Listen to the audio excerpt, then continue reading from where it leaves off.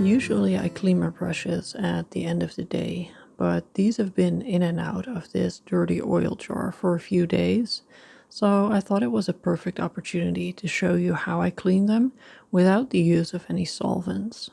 I start by wiping as much oil as I can on a paper towel. I have a dedicated bar of soap and a crochet scrub pad thingy that I made once.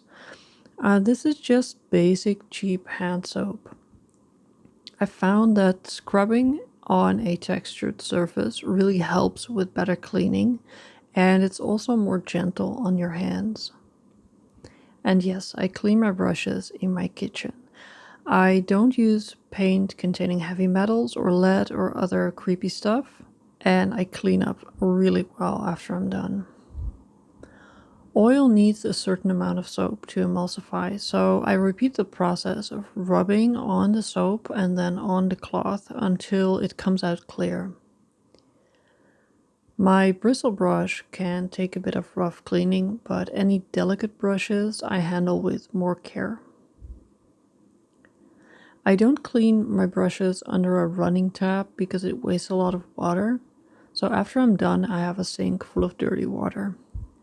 I rinse everything, including my brushes, so that all the soap is gone, and then I add more soap. I clean my sink and everything that has paint water on it, and as a last step, you can rinse your brushes in a little bit of vinegar water. It removes the last traces of soap. Rinse everything and press out most of the water with an old towel, and if any hairs are sticking out, you can use a sleeve while they dry. And that's it. Clean brushes without solvents. I'll see you next time. Bye bye.